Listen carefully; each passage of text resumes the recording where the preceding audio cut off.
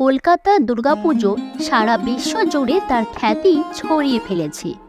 2024 সালে দুর্গাপুজোর শুভারম্ভ শুরু হয়ে গিয়েছে, কোথাও ব্যানার উন্মোচনের মধ্যে দিয়ে, তো কোনো ক্লাব খুঁটি পুজোর মাধ্যমে তাদের দুর্গাপুজোর শুভারম্ভ শুরু করে দিয়েছে।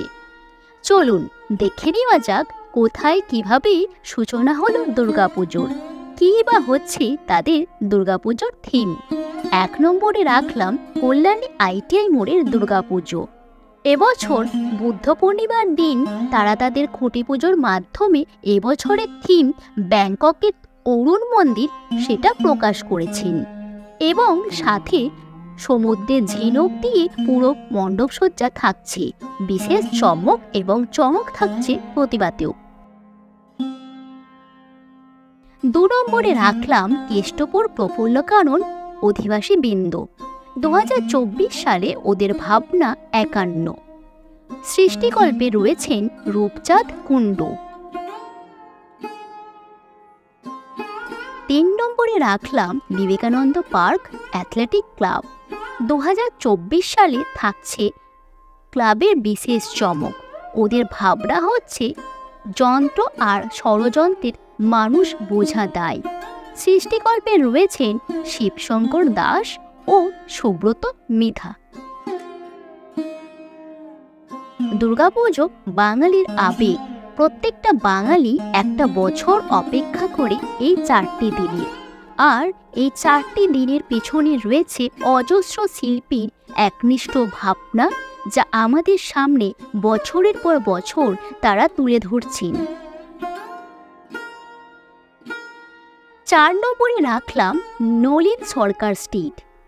92তম বর্ষরে পদার্পণ করল ওদের পুজো। প্রত্যেক বছরের মতো এবছরের ওদের ভাবনায় থাকছে বিশেষ চমক।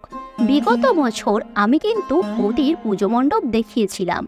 বিগত বছর ওদের ভাবনা ছিল সম্ভাবনা, ভাবনা ও সৃজনে ছিল শান্তনু ভট্টাচার্য, আর এবছর ওদের ভাবনা মহানগরে মহোৎসবে।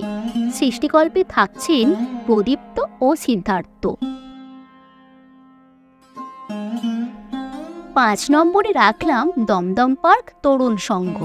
খুঁটি পুজোর মাধ্যমে এবছর ওদের ভাবনা প্রকাশ করেছেন, অর্থাৎ 2024 সালে ওদের ভাবনা থাকছে মুক্তধারা।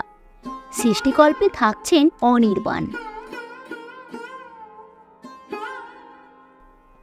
6 নম্বরে থাকছে এক বিশেষ পুজো, দক্ষিণপাড়া দুর্গোৎসব।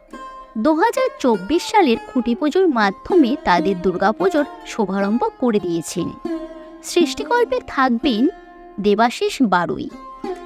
কলকাতার দুর্গাপুজো মানেই হচ্ছে থিমের পুজো, তবে এখন আর শুধু কলকাতা নয়, জেলার পুজোগুলোতেও থাকছে থিমের পাল্লা, সেখানেও থাকছে বিশেষ বিশেষ চমক।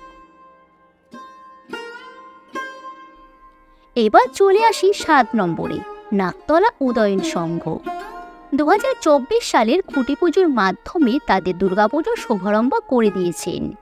সৃষ্টিকল্পে থাকছেন রিন্টু দাস। 8 নম্বরে রাখলাম বেহালার বরিশা ক্লাব। এবছর বুদ্ধ পূর্ণিমার দিন তারা কালীঘাটের মন্দিরে কাঠামা পুজোর মাধ্যমে তাদের দুর্গাপুজোর শুভারম্ভ করে দিল। 9 নম্বরে রাখলাম জেলার পুজো, চুঁচুড়ার দুর্গাপুজো। বিবেকানন্দ রোড সার্বজনীন দুর্গোৎসব কমিটি এই বছর ওদের 68তম বছরে পদার্পণ করল, আর এবছর ওদের থিম হচ্ছে প্যারিসের অপেরা হাউস। 10 নম্বর এবং আমার আজকের পর্বের শেষ পুজো তালিকায় থাকছে দক্ষিণ কলকাতার টালিগঞ্জের 97 পল্লী চণ্ডীতলা দুর্গোৎসব। এবছর ওদের 79তম বছর। এবছর ওদের ভাবনায় থাকছে শঙ্কর দে।